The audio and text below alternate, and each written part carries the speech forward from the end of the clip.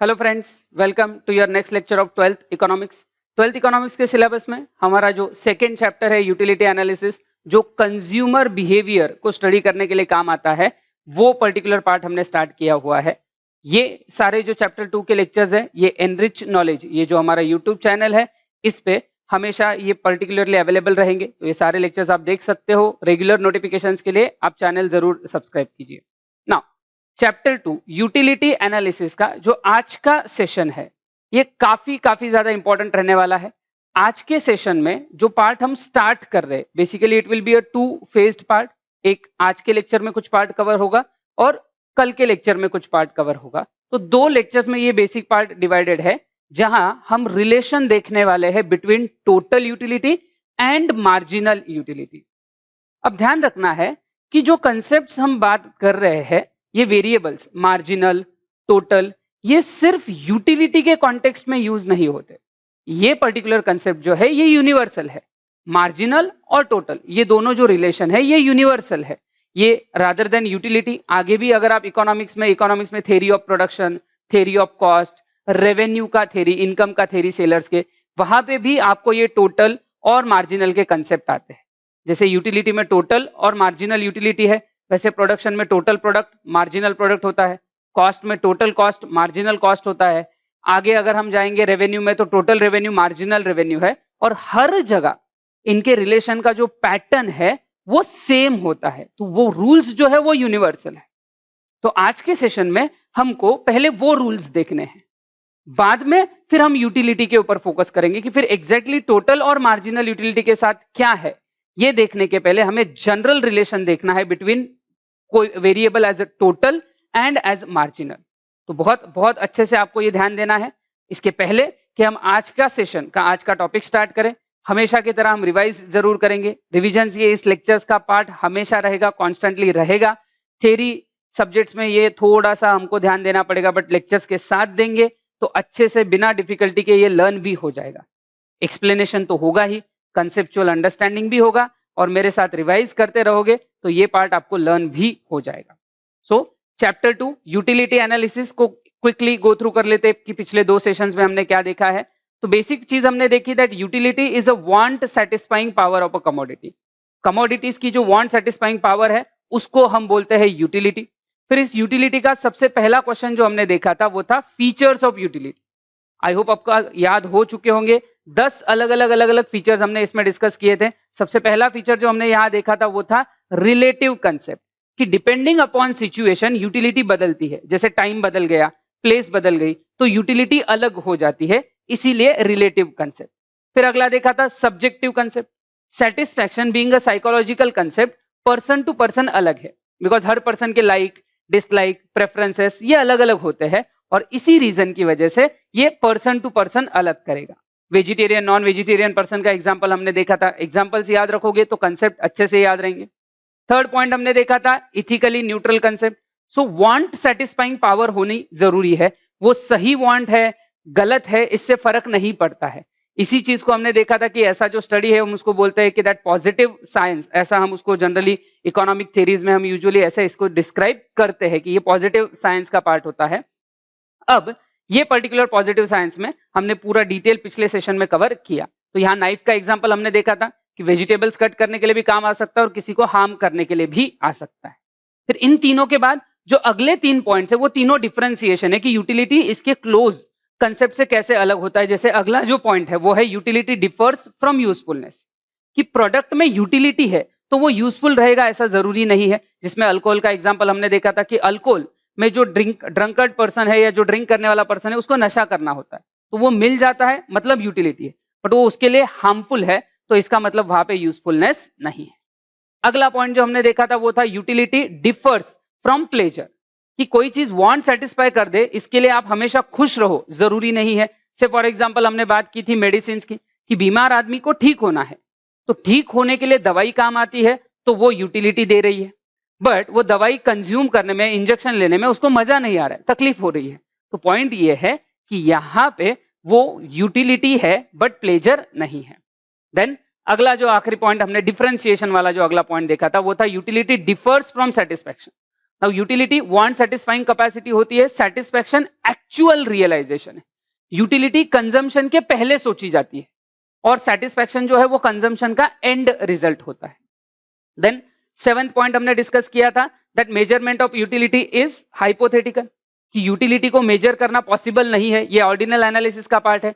अब कल इसके पे डाउट पूछा गया था कि सर कार्डिनल या डॉक्टर अल्फ्रेड मार्शल तो इसको नहीं मानते, तो ये फीचर्स के आंसर में लिखना है या नहीं लिखना? डेफिनेटली ये फीचर्स के आंसर में आपको लिखना है, उससे रिलेटेड कोई प्रॉब्लम नहीं है। सिर्फ वो कार्डिनल में कैसे जाते हैं वो हम लॉ ऑफ डीएमयू के लेक्चर्स में देखने वाले हैं। आप में से 2-3 लोगों ने क्वेश्चन भी पूछा है, थोड़ा पेशेंस रखो, ये सस्पेंस थोड़ा कंटिन्यू रहेगा कि मेजरमेंट कैसे हुआ ये हम जरूर देखेंगे, बट डीएमयू के लेक्चर का आपको थोड़ा सा वेट करना पड़ेगा, फिर आपको ये क्लियर हो जाएगा। फिर 8th पॉइंट जो हमने देखा, यूटिलिटी इज मल्टीपर्पस, ये एक particular commodity multiple wants satisfy कर सकती है अलग अलग लोगों की, तो मल्टीपर्पस है। 9th पॉइंट हमने देखा था, utility depends on intensity of want, जितना इंटेंसिटी ज्यादा उतनी यूटिलिटी ज्यादा होती है। एंड सबसे आखिरी पॉइंट जो हमने यहां डिस्कस किया था वो था, utility is a basis of demand. So demand basically जहां पे लोग कोई भी कमोडिटी की सर्टेन क्वांटिटी खरीदने के लिए रेडी होते हैं, उनका रेडी होना कि हम ये इतनी क्वांटिटी खरीदेंगे इतने प्राइस पे पैसे दे के, तो वो तभी रेडी होंगे अगर यूटिलिटी है उस कमोडिटी में। अगर उस कमोडिटी में यूटिलिटी नहीं है तो कोई उसके लिए पे नहीं करेगा, कोई उसकी डिमांड नहीं करेगा। तो बिना यूटिलिटी के डिमांड नहीं हो सकती, utility is a basis of demand. तो ये 10 फीचर्स हमने यहाँ पे देखे थे यूटिलिटी के। फिर उसके बाद अगला क्वेश्चन जो हमने देखा था वो था टाइप्स ऑफ यूटिलिटी। यूटिलिटी के टाइप्स में हमने देखा था कि कैसे अलग अलग हो सकता है, काफी सिंपल टाइप थे, 6 ही पॉइंट्स यहाँ पे कवर हुए थे। सबसे पहला पॉइंट था फॉर्म यूटिलिटी। फॉर्म यूटिलिटी जिसके बारे में हमने डिस्कस किया था कि जब हम चीजों का साइज, शेप, स्ट्रक्चर बदलते हैं, तो जैसे हमने देखा था कि वुडन लॉग से आप लकड़ी के टुकड़े से फर्नीचर बनाना, शुगर केन से शुगर प्रोड्यूस करना, ये जो सारे काम है जो प्रोडक्शन मैन्युफैक्चरिंग में होते हैं, जहां चीजों का साइज, शेप, स्ट्रक्चर बदल जाता है, उसको हम बोलते हैं उस पर्टिकुलर सिचुएशन को हम बोलते हैं कि दैट ये फॉर्म यूटिलिटी है। फिर सेकेंड यूटिलिटी हमने देखा प्लेस यूटिलिटी, कि जगह बदलने से यूटिलिटी क्लियर हो जाती है या यूटिलिटी बढ़ जाती है, ट्रांसपोर्टेशन की वजह से ये आता है, तो वुलन क्लोथ का एग्जांपल हमने ऑलरेडी देखा हुआ है। थर्ड पॉइंट हमने देखा है सर्विस यूटिलिटी।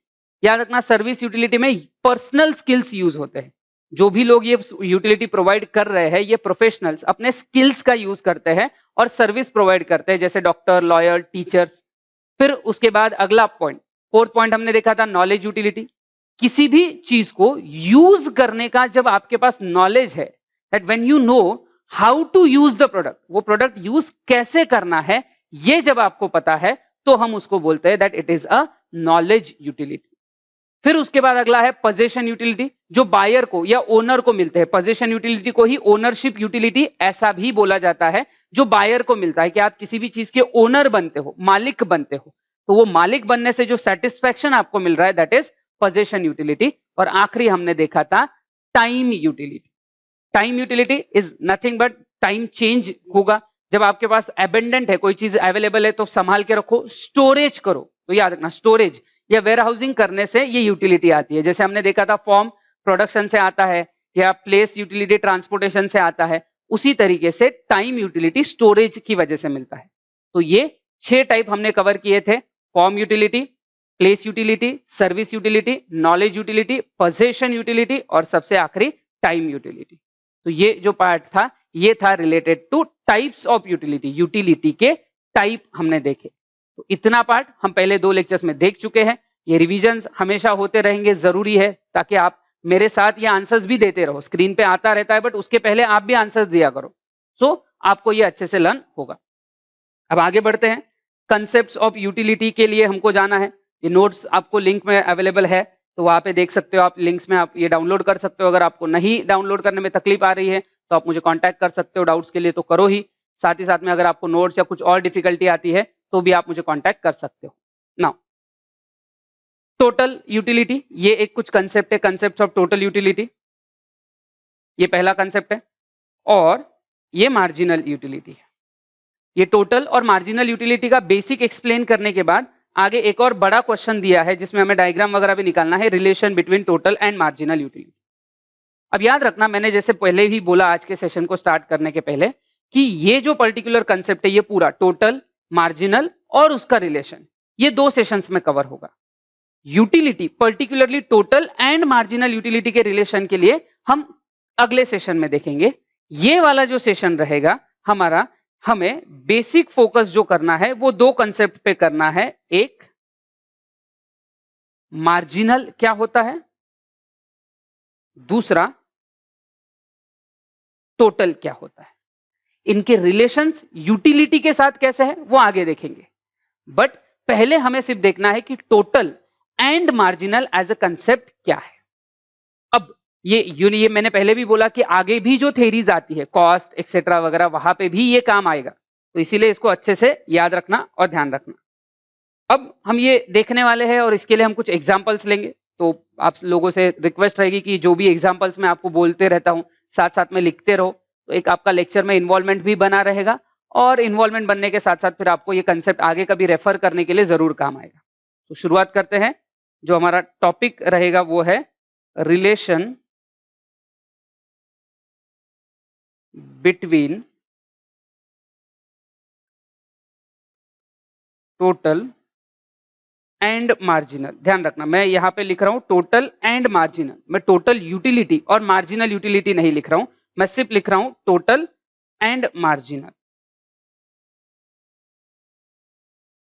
अब ये बहुत ज्यादा डिफिकल्ट नहीं है, सिंपल। अगर मैं इसको सिंपल वर्ड्स में यूज करूं तो जब मैं बोलता हूं मार्जिनल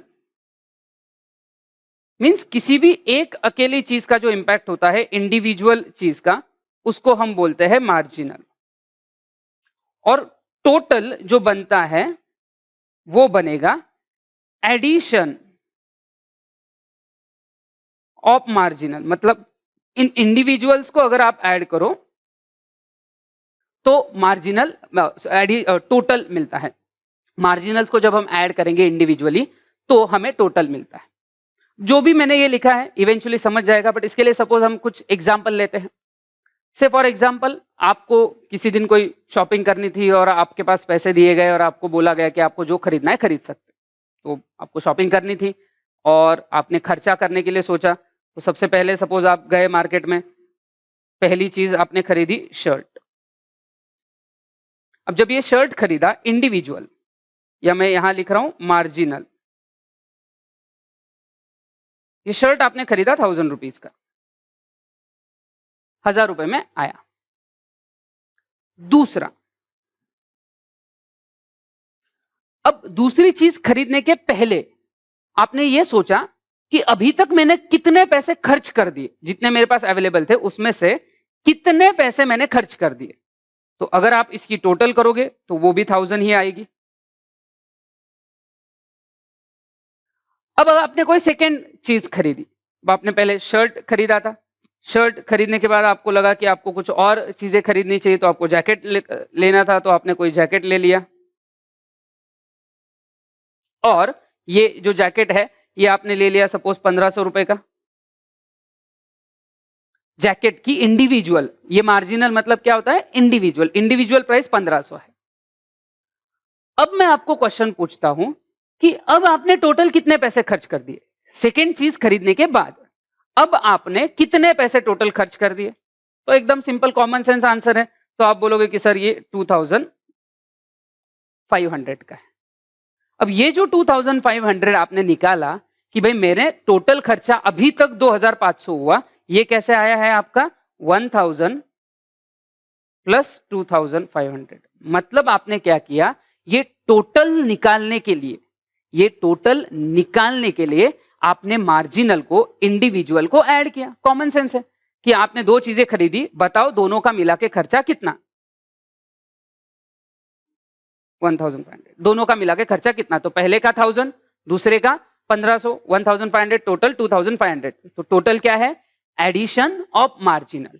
फिर आगे जाके यूटिलिटी हो, प्रोडक्शन हो, कॉस्ट हो, रेवेन्यू हो, उसमें भी हम यही लॉजिक अप्लाई करते हैं। फिर ये होने के बाद आपको बोला गया आपको और चीजें कुछ खरीदनी थी, तो आपने अगले शॉप में गए और आपको शूज खरीदने थे, और आपने 2000 के या सपोज समझ लो कि 500 रुपए के शूज खरीदे। रेगुलर नॉर्मल शूज थे, नॉट दैट सर हम 5,000 के पहनते हैं, बड़े लोग नॉर्मल सिंपल आदमी की बात कर रहे हैं कि भाई 500 रुपए के शूज खरीदे गए। अब आपको बोला गया, पूछा गया कि अब बताओ कि अब आपका टोटल एक्सपेंडिचर कितना है। तो आपने आंसर दिया 3000। कैसे आया ये आंसर? सिंपल है, 3 चीजें खरीदी गई, तीनों चीजें मिला के कितना खर्चा हुआ तो ऐड करेंगे। पहला 1000 था, दूसरा 1500 था,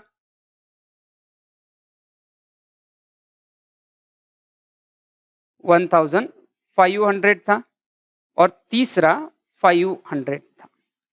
तो बेसिकली ये मार्जिनल्स को ऐड करते करते आपको क्या मिला? टोटल। तो इसीलिए ये जो सेंटेंस लिखा है, total is nothing but addition of marginal. Marginals को ऐड करते करते आपको टोटल मिलता है। इसी चीज को अगर मुझे फॉर्मूला या सिंबॉलिकली प्रेजेंट करना है तो वो भी कर सकते हैं कि किसी भी यूनिट के अगर आपको टोटल निकालने हैं, ध्यान रखना इस फॉर्मूला के ऊपर, किसी भी चीज के अगर आपको टोटल निकालने हैं, total of any n unit is equal to marginal of 1 plus marginal of 2 plus marginal of 3 plus marginal of n, जितने भी हो। जैसे अभी आपने 3 चीजें खरीदी तो 3 का टोटल निकालने के लिए आपने 3 इंडिविजुअल्स को ऐड किया। सपोज आपने बहुत सारी चीजें खरीदी होती, आपने 10 चीजों की शॉपिंग की होती, तो 10 चीजों का टोटल निकालने के लिए मुझे मार्जिनल ऑफ, मतलब मार्जिनल क्या है? Individual. Marginal of 1 plus marginal of 2 plus marginal of 3 4 5 6 करते कहां तक जाना पड़ता? मार्जिनल ऑफ 10, और तब जाके आपको 10 का टोटल मिलता। तो ये इस तरीके से फॉर्मूला बनता है। अब इसी फॉर्मूला में मैं अगर आपका ये अभी का जो हमारा एग्जांपल है, इस एग्जांपल को अगर मैं सेट करूं इसी फॉर्मूला में कि मुझे अगर 2 का टोटल चाहिए, ध्यान देना, कितने का? 2 यूनिट्स का टोटल चाहिए। 2 यूनिट्स का टोटल कैसे निकलेगा? Marginal of 1 plus marginal of 2। अब हम फॉर्मूला में यही तक रुक जाएंगे। क्यों? क्योंकि हमें टोटल कितने का चाहिए? 2, तो मार्जिनल भी कितने ऐड होंगे? 2। तो पहला मार्जिनल कितने का था? 1000, दूसरा 1500, तो टोटल कितना हो गया? 2500। ठीक, नथिंग डिफिकल्ट, एकदम नॉर्मल कॉमन सेंस है। फिर इसी चीज को अगर मैं आगे, भाई 3 का टोटल निकालना है तो m1 marginal of 1 plus marginal of 2 plus marginal of 3। Simple बात है। तो मार्जिनल ऑफ 1 कितना था? 1000 प्लस 1500 प्लस 500, टोटल कितना हो गया? 3000। तो कोई लॉजिक के बाहर की बात नहीं है, याद रखना। यूजुअली क्या होता है कि लोग पहले फॉर्मूला सीखते हैं, फिर फॉर्मूला लर्न करते हैं और फिर उसके हिसाब से काम करते हैं। कोई भी फॉर्मूला बिना लॉजिक के नहीं बना है। दुनिया का कोई भी सब्जेक्ट हो, मतलब इवन कॉमर्स में अकाउंट्स हो, मैथ्स हो, इकोनॉमिक्स हो, साइंस में कोई चीजें हो, कि कोई भी सब्जेक्ट में अगर कोई फॉर्मूला है ना, किसी भी कंसेप्ट में, उसके पीछे पहले लॉजिक है फिर फॉर्मूला है। फॉर्मूला के बाद लॉजिक नहीं आता, इसीलिए पहले लॉजिक सीखो। सिंपल एग्जांपल, जब मैंने ये बोला, ये जब मैं बोल रहा था कि मार्जिनल पहले 1000 का खरीदा, 1.5 का खरीदा, 500 का टोटल, तो बहुत सारे लोगों ने सोचा होगा क्या टाइम पास चल रहा है, इतना सा तो है छोटा सा, इतने एडिशन तो हमको भी आते हैं। इसी एडिशन को कंसेप्चुअल नाम देके फिर फॉर्मूलेज बनते हैं। तो ये जो टोटल्स है, किसी भी चीज का टोटल जो है वो उसके इंडिविजुअल्स से बनता है, मार्जिनल से बनता है। ये आपको ध्यान रखना है। सिर्फ अभी मैंने TN लिखा है, अब जब मैं यूटिलिटी में आऊंगा तो यूटिलिटी में मैं थोड़ा सा उसको अल्टरनेटिवली प्रेजेंट करूंगा कि यही चीज अगर मुझे टोटल यूटिलिटी का फॉर्मूला, यहां TN लिखा था, मैं TUN लिख रहा हूं, टोटल यूटिलिटी का फॉर्मूला पूछते हैं तो मैं लिखूंगा marginal utility of 1। Just a second. तो अगर मुझे पूछा जाता है कि टोटल यूटिलिटी का बताओ, क्योंकि अभी तक हम जो लिख रहे थे वो सिर्फ किसके थे? टोटल, T लिखा था। अब अगर मुझे बोलेंगे कि भाई बताओ टोटल यूटिलिटी का फॉर्मूला क्या है, तो total utility of n is equal to marginal utility of 1 plus mu2 plus mu3 till mun, जितने भी आपके यूनिट है। तो अगर 5 यूनिट है तो 5 मार्जिनल को ऐड करो, 2 है तो 2 ऐड करो, 1 है तो 1 ही ऐड करो। 1 के लिए तो मार्जिनल और टोटल दोनों भी सेम ही रहेंगे क्योंकि एक ही एडिशन होने वाली है। इस तरीके से टोटल निकलता है फ्रॉम मार्जिनल्स, कि इंडिविजुअल्स को ऐड करो तो ये आता है।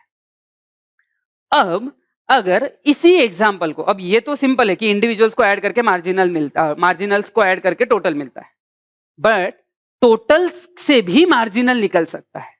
टोटल्स से भी मार्जिनल निकल सकता है। कैसे? यही एग्जांपल कंटिन्यू करेंगे जो आपका सीरियल नंबर था 1 2 3, 3 चीजें हमने खरीदी थी। अब मैं यहां उनकी टोटल लिख रहा हूं, ध्यान देना, टोटल कि पहली चीज जब आपने खरीदी तो आपका टोटल एक्सपेंडिचर कितना हुआ? 1000। दूसरे के बाद कितना हुआ 2500, और तीसरे के बाद कितना हुआ 3000। याद रखना ये टोटल है, एक एक नहीं। पहली चीज खरीदने के बाद आपका टोटल खर्चा 1000, दूसरे के बाद 2500, तीसरे के बाद 3000। अब आपको बोला जाता है कि हमें यह बताओ कि पहली चीज कितने रुपए की थी, फर्स्ट। तो फर्स्ट चीज तो यहां पे सिंपल सा आंसर है कि 1000, क्योंकि पहले का टोटल और मार्जिनल तो सेम ही आएगा ना, एक ही नंबर से बना है। अब आपको पूछा जाता है कि दूसरी चीज जो आपने खरीदी, जैसे हमारे एग्जांपल में हमने देखा था कि जैकेट खरीदा था, पहला शर्ट था दूसरा जैकेट था, तो आपको यह पूछा जाता है कि ये जैकेट आपने कितने में खरीदा है। ये इंफॉर्मेशन के साथ आपको आंसर देना है। आप ये मत बोलना कि सर हमने तो ऊपर पढ़ा वही तो था। इस इन पर टोटल्स की इंफॉर्मेशन के साथ आपको बताना है। तो क्या आप ये बता सकते हो? 2 सेकंड सोचो और आंसर ढूंढ लो। मुझे आपकी ब्रिलियंस पे पूरा भरोसा है कि आपको ये आंसर तो आ ही जाएगा कि भाई जैकेट कितने रुपए का था। तो यहां पे फिर आंसर आएगा जैकेट जो है 1500 का आएगा। और ये 1500 सिर्फ इसलिए नहीं कि यही ऊपर टेबल में देखा है, इसलिए नहीं, लॉजिकली बनता है कि एक चीज खरीदने पे मेरी जेब से 1000 रुपए गए, 2 चीज खर्च करने से 2500 रुपए गए। मतलब दूसरी चीज की वजह से, याद रखना, दूसरी चीज की वजह से कितना खर्चा ऐड हुआ है 1500। तो वो है उसका मार्जिनल। और वो कैसे निकलेगा? इन दोनों के डिफरेंस से, कि भाई दो चीजों का टोटल 2500 था, एक का 1000 था, माइनस करो, दूसरे से पहला वाला माइनस करो तो आपको सेकंड चीज का मार्जिनल मिल जाएगा। यही चीज आपको थर्ड जो हमने देखा था कि आपने शूज खरीदे, सस्ते से नॉर्मल से शूज खरीदे, कितने रुपए के खरीदे, शूज कितने के खरीदे, इस इंफॉर्मेशन के साथ शूज कितने के खरीदे, ये आंसर कितना आएगा 500। क्यों 500 आएगा ये आंसर? कि 3000 रुपीज हम 3 चीजों पे खर्च कर रहे थे, 2 चीजों पे 2500 खर्च किए, मतलब ही तीसरी चीज कितने की हो गई 500। तो अब अगर आप ये देखो कि ये जो हम कर रहे हैं मार्जिनल निकालने के लिए कैलकुलेशन जो कर रहे हैं, हम बेसिकली फाइंड आउट कर रहे हैं change in total due to 1 unit. एक यूनिट की वजह से टोटल कितना बदला, ये आंसर आपको मार्जिनल निकाल के देगा। एक यूनिट की वजह से कितना चेंज टोटल में होता है, इससे आपको मार्जिनल मिल रहा है। जैसे मार्जिनल कैसे निकाल, टोटल कैसे निकाला था, एडिशन ऑफ मार्जिनल। अब टोटल देके मार्जिनल पूछ रहे तो कैसे निकालेंगे, difference of subsequent total. 2 subsequent total का डिफरेंस अगर आप निकालोगे तो आपको वहां पे मार्जिनल मिलेगा। और इसीलिए इसका भी फॉर्मूला बनता है that marginal utility of any unit, MN, या यूटिलिटी नहीं बोल रहा हूं, marginal of any unit is equal to TN minus TN minus 1। भी सुनने में थोड़ा अजीब लगता है, देख लेते हैं क्या है। मार्जिनल ऑफ, सपोज मुझे निकालना है सेकेंड का इंडिविजुअल निकालना है, तो total of second minus total, याद रखना n मतलब नंबर ऑफ यूनिट। अभी हमारा नंबर ऑफ यूनिट कितना है 2, तो 2 माइनस 1, सो सेकेंड का टोटल माइनस फर्स्ट का टोटल। कितना था सेकेंड का टोटल 2500 माइनस 1500, कितना आंसर आ गया 1000। सॉरी, फर्स्ट का टोटल था 1000,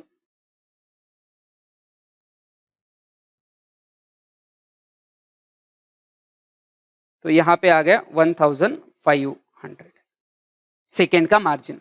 ये थर्ड के लिए भी अप्लाई कर सकते हैं। जैसे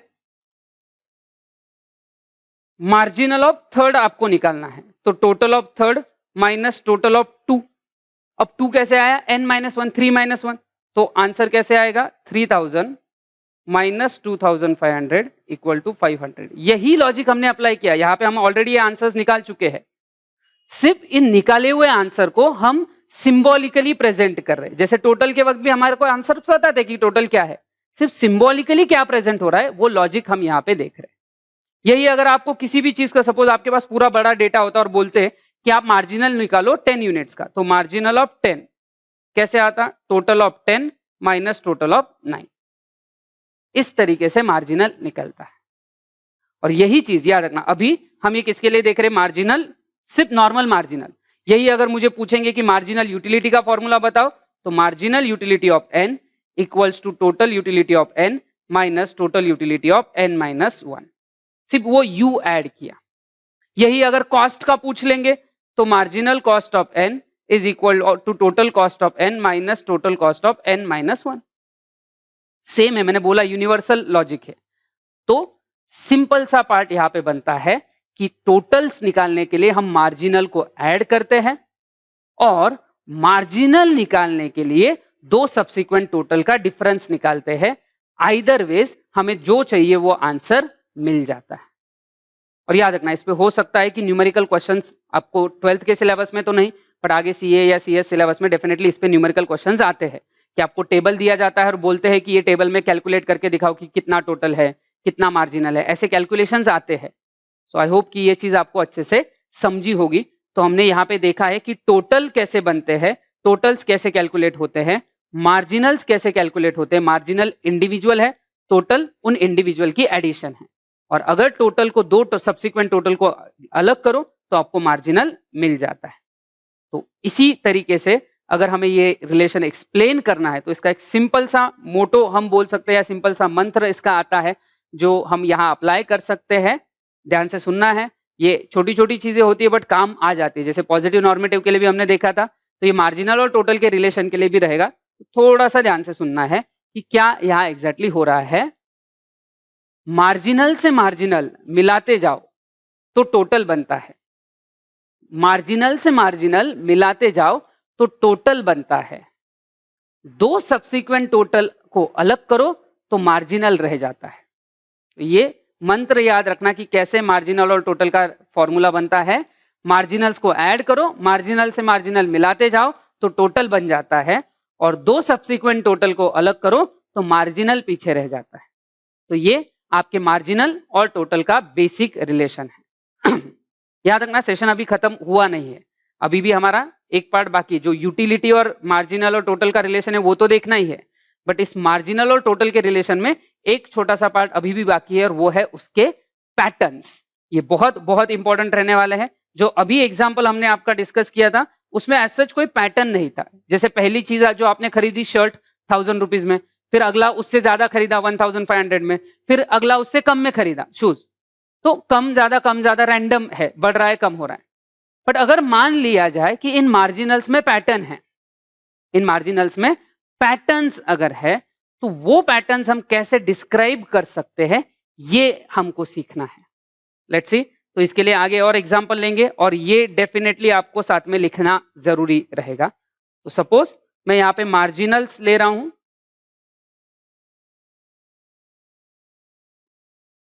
और इन मार्जिनल से हम टोटल कैलकुलेट करेंगे। सो सपोज मार्जिनल है 10 10 10 10, 4 यूनिट्स का हम मार्जिनल इंडिविजुअल देख रहे हैं और हर इंडिविजुअल सेम है 10 10 10। अब मुझे बोला जा रहा है कि टोटल कैलकुलेट करो, तो पहला टोटल आएगा 10, दूसरा 20, तीसरा 30, चौथा 40। अब यहां सिंपल सी बात है, मार्जिनल तो कांस्टेंट है। यहां पे अगर मैं इसका कंक्लूजन बनाता हूं, मार्जिनल कांस्टेंट है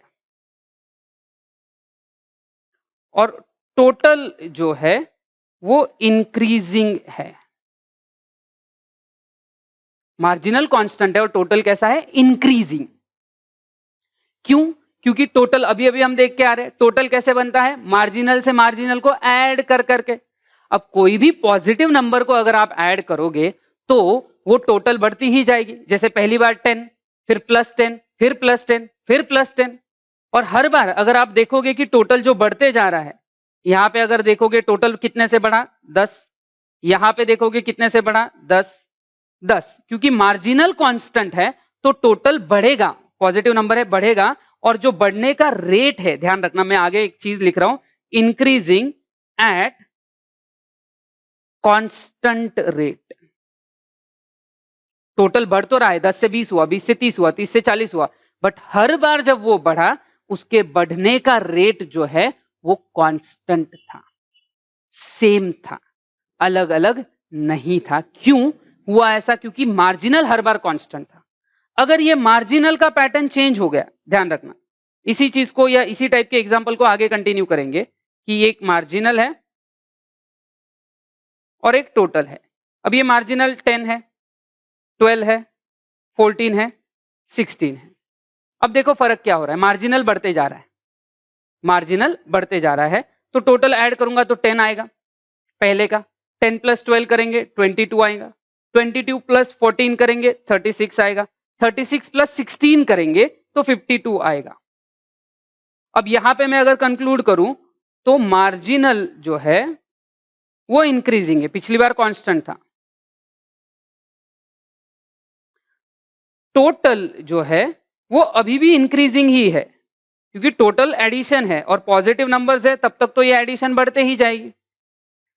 बट अब ध्यान रखना, total is increasing at increasing rate. पहले ध्यान दो कैसा रेट था, टोटल बढ़ रहा था, हर बार 10 से बढ़ रहा था। इस बार वो हर बार 10 से नहीं बढ़ा, इस बार वो इंक्रीजिंग रेट से बढ़ा। पहले 10 से बढ़ा, फिर 12 से बढ़ा, फिर 14, फिर 52, क्योंकि टोटल किससे बना है, मार्जिनल। तो अगर मार्जिनल इंक्रीज होगा तो टोटल के बढ़ने का रेट भी इंक्रीजिंग रहेगा, तो वो इंक्रीजिंग रेट से बढ़ेगा। तो हो ये रहा है कि टोटल का जो पैटर्न है, याद रखना, अब मैं यहां पे एक सेंटेंस लिख रहा हूं, पैटर्न, ध्यान से सुनना है ये सेंटेंस, पैटर्न और चेंज और slope of marginal, sorry slope of total, की टोटल का चेंज, पैटर्न बोलो, चेंज बोलो, स्लोप बोलो, टोटल का, इज रादर, थोड़ा सा बेटर, डिपेंड्स ऑन मार्जिनल। ध्यान रखना ये सेंटेंस बहुत अच्छे से, पैटर्न, ये एन यहां पे चाहिए, पैटर्न, चेंज और slope of total depends on marginal. तो टोटल पॉजिटिव नंबर्स अगर है मार्जिनल के तो टोटल तो बढ़ेगा ही, दोनों जगह बढ़ा, बट पहले कांस्टेंट बाद में इंक्रीजिंग, क्योंकि मार्जिनल वैसा था। इवन इसमें एक और थर्ड टेबल हम ऐड करेंगे, इससे आपको और क्लियरिटी आ जाएगी कि मार्जिनल और टोटल का ये रिलेशन कैसे चलता है। So same for example, marginal 10 है, 8 है, 6 है, 4 है, पैटर्न है। अब टोटल देखते हैं कितना है, 10, 18, 24, 28। अब अगर मैं इसका रिलेशन कंक्लूड करूं तो यहां पे मैं देख सकता हूं कि मार्जिनल जो है वो डिक्रीजिंग है, मार्जिनल डिक्रीजिंग है, या उसी को बोलते हैं डिमिनिशिंग है। और जो टोटल है वो अभी भी इंक्रीजिंग है, याद रखना, तीसरा सिचुएशन ले रहे हम, अभी भी इंक्रीजिंग है, टोटल बढ़ ही रहा है। क्यों बढ़ेगा टोटल, क्योंकि टोटल इज व्हाट, बोलो, total is what, addition of marginal, marginal का एडिशन है, मार्जिनल पॉजिटिव है, तब तक तो ये बढ़ेगा। सिर्फ इस बार अगर बढ़ने का रेट देखो तो कम होगा, 10 से 18 हुआ था, मतलब 8 से बढ़ा, 18 से 24 हुआ, 6 से बढ़ा, 24 से 28 हुआ, 4 से बढ़ा। So it is increasing at diminishing rate, diminishing और डिक्रीजिंग रेट। तो अब ये जो मार्जिनल की वजह से टोटल चेंज हो रहा है वो कौन से रेट से हो रहा है, डिमिनिशिंग या डिक्रीजिंग रेट की वजह से हो रहा है। तो टोटल का जो भी चेंज है वो उसका पैटर्न मार्जिनल पे डिपेंड करता है, और इसीलिए एक सेंटेंस जो यूजुअली यूज किया जाता है, ध्यान रखना, ये जो पार्ट आपने देखा, मैंने बोला आपको, पार्ट और चेंज और slope of total depends upon marginal, इसको एक टेक्निकल वर्ड्स में बोलो, इस तरीके से बोला जाता है, marginal, marginal is slope of total, या स्लोप मतलब change, slope of total is marginal. Either और ये सेंटेंस यूज कर सकते हैं, और अदर ऐसे क्वेश्चंस आते हैं। सिर्फ क्वेश्चन क्या होगा, सिर्फ मार्जिनल और टोटल पे नहीं रहेगा। जैसे अभी आपके 12th स्टैंडर्ड में यूटिलिटी पे चैप्टर है, तो क्वेश्चन क्या आएगा, डैश डैश, ध्यान से सुनना question, dash dash is the slope of total utility. Total utility का स्लोप क्या है, तो आंसर आएगा मार्जिनल यूटिलिटी। या रिवर्स वे आ सकता है, slope of total utility is dash dash, कि टोटल यूटिलिटी कर्व का जो स्लोप है, हम डायग्राम निकालेंगे, वो स्लोप कहां से आता है, तो मार्जिनल से आता है। उसका जो पैटर्न है, जैसे टोटल का जो पैटर्न है, उसका जो कर्व का पैटर्न है, वो किसके ऊपर डिपेंड करता है, मार्जिनल। इन एनी केस वो इंक्रीजिंग था, बट मार्जिनल कांस्टेंट है तो उसका रेट कांस्टेंट। अगर मार्जिनल इंक्रीजिंग है तो total increases at a increasing rate, और अगर मार्जिनल डिक्रीजिंग है तो टोटल इंक्रीजेस, बढ़ेगा ही but at a diminishing rate. और ये तीन पार्ट जो है, अगेन जैसे मैंने बोला कि ये यूनिवर्सल होते हैं, ये यूनिवर्सल होते हैं, ये हर कंसेप्ट में काम आएंगे। यूटिलिटी के लिए पहले दो टेबल्स जो है वो हमारे लिए इतने यूजफुल नहीं है, ये वाला पार्ट जो है, पहले दो टेबल ये हमारे लिए इतने यूजफुल नहीं रहेंगे, क्योंकि यूटिलिटी में ये रिलेशन नहीं होता, बट आगे कॉस्ट और रेवेन्यू में आप ये रिलेशंस देखोगे। अब बात आती है ये डिमिनिशिंग वाले का, ये डेफिनेटली हमारे लिए यूजफुल है। और इसके अलावा एक और वेरिएशन आएगा, आखिरी टेबल है, फिर इस टेबल के बाद ये पर्टिकुलर पार्ट आपका कंप्लीट हो जाएगा, दैट मार्जिनल और टोटल को ये हम देख लेते हैं। सपोज ये 10 है, 5 है, 0 है और -3, ये मार्जिनल्स लिए। अब मुझे बोला जा रहा है कि मार्जिनल से टोटल निकालो, तो पहले का आएगा 10, दूसरे का आएगा 15, तीसरे का भी आएगा 15। अब यहाँ पे अगर हम देखते हैं तो यहाँ ये जो टोटल है ये कांस्टेंट है, ये जो टोटल है, बेटर कलर लेते हैं, ये कांस्टेंट है, टोटल चेंज नहीं हुआ। क्यों नहीं हुआ, क्योंकि मार्जिनल 0 था। मार्जिन देखो, टोटल क्या है, एडिशन ऑफ मार्जिनल, टोटल मार्जिनल्स को ऐड करके मिलता है। तो पहला मार्जिनल था 10, दूसरा 5, तीसरा 0। तो बेसिकली 0 की वजह से टोटल में तो कुछ चेंज होगा नहीं, तो टोटल क्या रह जाएगी, कांस्टेंट। जब मार्जिनल 0 है तब टोटल कांस्टेंट रहेगा। और अगर आगे जाके वो निगेटिव हो जाता है, निगेटिव हो गया, तो यहां पे आंसर आएगा उसका 12।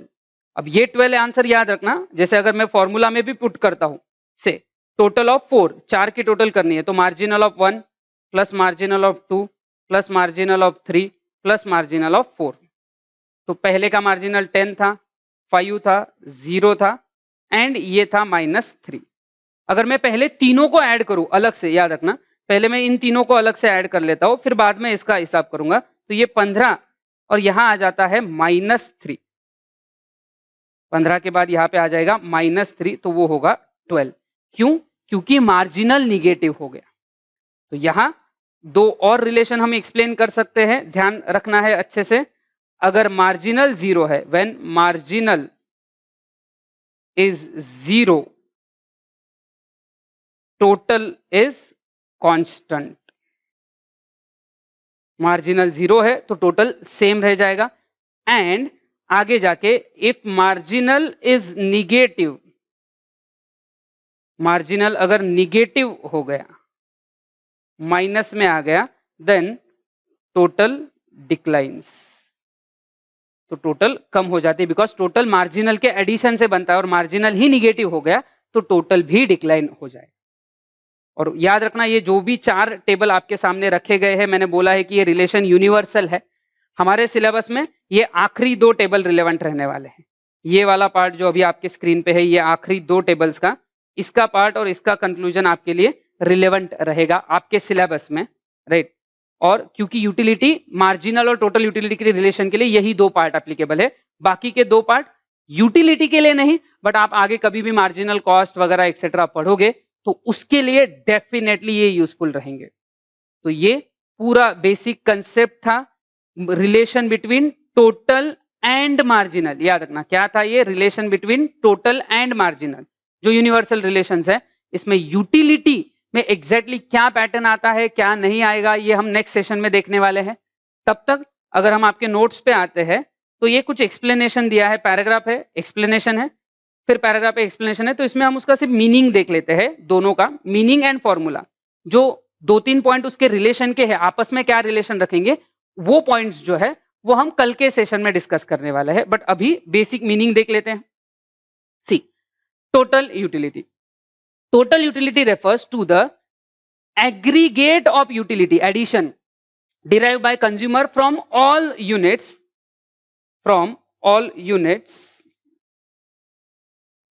of a commodity. कमोडिटी के जितने भी यूनिट्स हैं उन सारे यूनिट्स को कंज्यूम करके आपको जितना यूटिलिटी मिला है, हर एक का इंडिविजुअल पकड़ोगे तो वो मार्जिनल हो गया, और हर मार्जिनल सारे मार्जिनल्स को ऐड करोगे तो टोटल मिलेगा. It is an aggregate of utilities, फिर से बोला aggregate of utilities from all successive units of a commodity consume. एक और word, it is an addition of marginal utility. ये क्या है? मार्जिनल यूटिलिटी का एडिशन. फिर अगर नीचे हम फॉर्मूला भी देखते हैं, क्या लिखा है देखो, TU is summation of MU. Summation means addition, और TU यहां पे सिर्फ ये होना चाहिए, N आना चाहिए, ऐड कर लेना. TUN is equal to marginal utility of 1 + 2 + 3 till MUN. जितने भी आपके मार्जिनल या टोटल है, मार्जिनल्स है, जितने भी आप बोलोगे 10 के बोलोगे तो 10 तक जाएगा, 2 बोलोगे तो 2 तक जाएगा.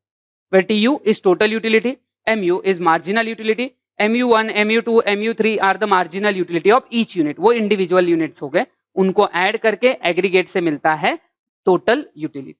तो ये पार्ट था. अब यहाँ पे अगर आप देखोगे तो कुछ पॉइंट्स जो है, ये पर्टिकुलर 4 बुलेट पॉइंट्स जो है, फॉर्मूला तो हमने कवर कर लिया. ये जो 3 पॉइंट है ये टोटल और मार्जिनल के रिलेशन के है. तो ये कल के ही लेक्चर में हम कवर करने वाले, कल ही ये आपको समझेगा. फिर मार्जिनल की तरफ बढ़ते हैं. Marginal utility refers to additional utility derived by a consumer from an additional unit of a commodity consumed. कि एक यूनिट की वजह से कितना टोटल में ऐड होता है वो है marginal. In other words, it is addition made by the last unit of a commodity consumed. तो ये आखिरी यूनिट जो नया हमने ऐड किया है उसमें जो हमें मिलता है वो है marginal. See, MUN equal to TUN minus TUN minus 1, where MUN is marginal utility of nth unit, TUN is total utility of nth level, and TUN minus 1 is total utility at previous level. तो ये marginal का meaning and marginal का ये other formula ये हमने देखा. यहाँ पे भी ये जो अगले 3 बुलेट पॉइंट्स है जिनको मैं अभी बॉक्स कर रहा हूँ, ये तीनों पॉइंट आपको कल के सेशन के बाद क्लियर होंगे. अभी आपको ये 3 पॉइंट्स के लिए नहीं जाना है, वो अगले सेशन में कवर होंगे, मैंने बोला था. फिर वो मेजर पार्ट कल के सेशन के लिए रहेगा. बट मीनवाइल याद रखना कि इस तरीके से ये मार्जिनल बढ़ता है. अब हम ये यूटिलिटी देख रहे थे तो हम बोल रहे थे कि marginal is addition in total due to 1 extra unit of consumption. अगर मुझे मार्जिनल कॉस्ट पूछा जाता तो मैं बोलता कि addition in total cost due to 1 unit of production. Same meaning रहेगा, सिर्फ जो कंसेप्ट है, जैसे यहाँ यूटिलिटी है, कंजम्पशन की वजह से आता है, तो 1 यूनिट कंज्यूम करने से कितना ऐड हुआ टोटल में, वो मार्जिनल यूटिलिटी हो गई. कॉस्ट अगर देखेंगे तो टोटल कॉस्ट में 1 यूनिट की वजह से कितना ऐड हुआ वो marginal cost. Revenue, 1 unit sale करके कितना टोटल में ऐड हुआ वो मार्जिनल रेवेन्यू. सेम पैटर्न पे चलेंगे आगे के भी कंसेप्ट. रादर जो 4th चैप्टर है प्रोड्यूसर्स बिहेवियर का, वहां पे कॉस्ट और रेवेन्यू वाले ये जो मार्जिनल वगैरह पार्ट है ये आपको वहां पे आते हैं. तो ये जो सारा पार्ट है ये है related to total and marginal. उसमें भी टोटल और मार्जिनल यूटिलिटी का हमने सिर्फ मीनिंग देखा है, पूरा नहीं देखा है, हमने सिर्फ उसका मीनिंग देखा हुआ है. और आगे कल के सेशन में ये इंपॉर्टेंट पार्ट रहेगा, that relation between total and marginal utility ये कैसे बनता है, ये अगले सेशन का इंपॉर्टेंट पार्ट रहेगा. ये पूरा कंसेप्ट 2 पार्ट में है, आज के सेशन का कुछ पार्ट है और कल के सेशन में कुछ रहेगा. सो अभी के लिए इस सेशन के लिए हम इतना ही देखेंगे, बाकी का कल. Thank you.